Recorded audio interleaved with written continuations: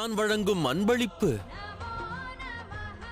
மகாதேவா, தங்களின் மேல் நான் கொண்டிருக்கும் பக்தி ஒரு கணமாவது மெய்யான ஒன்றென்றால் இந்த ரத்தினம் நாகலோகத்தின் மகத்துவ ரத்தினமாக கருதப்பட வேண்டும்.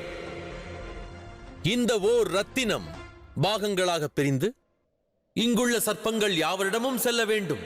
இங்குள்ள சர்ப்பங்கள் யாவரிடமும் செல்ல வேண்டும்.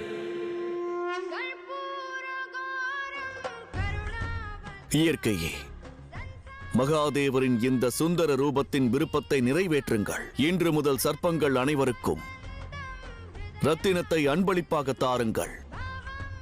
மகாதேவரின் சுந்தர ரூபம் இந்த அற்புதமான மணியை சர்ப்பங்களுக்கு தந்ததால் நினைவில் கொள்ளப்படும்.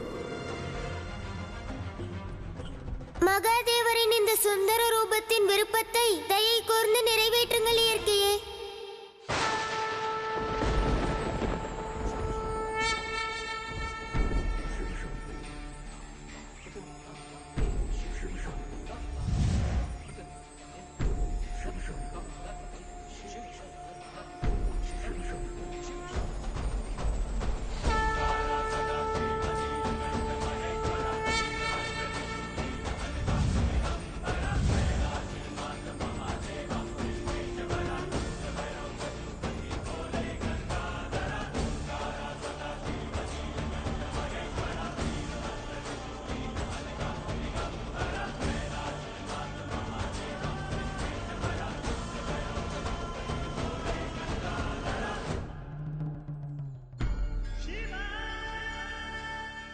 செல்ல அனுமதியுங்கள், புறப்படுகின்றேன். அதோடு தங்கள் யாவருக்குமே என் மனமார்ந்த நன்றிகள்.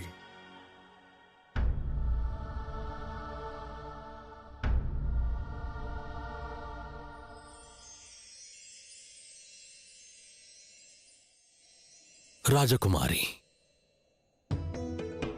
தாயே, தாங்கள் அனுமதித்தால் நான் இங்குள்ள இம்மலரை பூமிக்கு எடுத்துச் செல்லலாமா? இது நாக புஷ்பமாகும். நாகலோகத்தில் மட்டும்தான் இது கிடைக்கும். அன்பிற்காக என்றால் இதை எடுத்து செல்லுங்கள். நிச்சயமாக.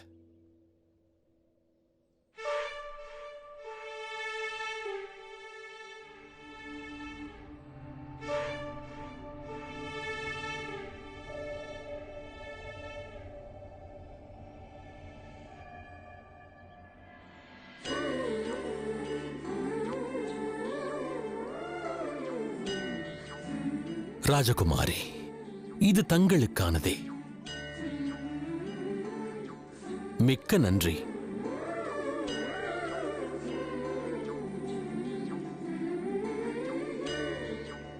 நாகமாதா, மகாதேவர் நம் முன்னிலையில் இருந்தார். ஆனால் அவருக்கு பூஜை செய்யவில்லையே. அவருக்கு அவரை பற்றி உண்மை தெரியாது என்றால் நாம் கூறலாம் அல்லவா? அவர்தான் மகாதேவர் என்று கூறலாமே. மகாதேவர் காரணம் காரியமில்லாமல் எதையும் செய்ய மாட்டார். இந்த ரூபம், இந்த வேதனைக்கு பின்னால் நிச்சயம் ஒரு உத்தேசம் இருக்கும். அவர் பாதையில் நாம் இடையூறாக இருக்கக்கூடாது. வாருங்கள், அவரை நாம் இங்கிருந்தே பூஜிப்போம்.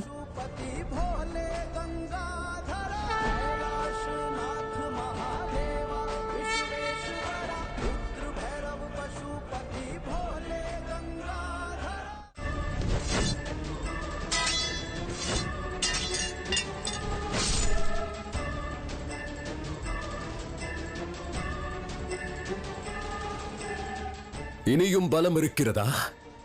என்னுடன் யுத்தம் புரிவாயா? அருணாசுரன் மதிகெட்டவர். தன் சேனையின் அதிபதியாக ஒரு பெண்ணை அவர் நியமித்திருக்கிறார். இன்று பெண் இனத்திற்கே நான் அவர்கள் இடத்தை, அவர்கள் தராதரத்தை எடுத்துரைக்கப் போகிறேன். இனிதான் உன் கேசத்தை இழுத்து உன்னை அவமதித்து அரண்மனைக்கு இழுத்துச் செல்லப் போகிறேன்.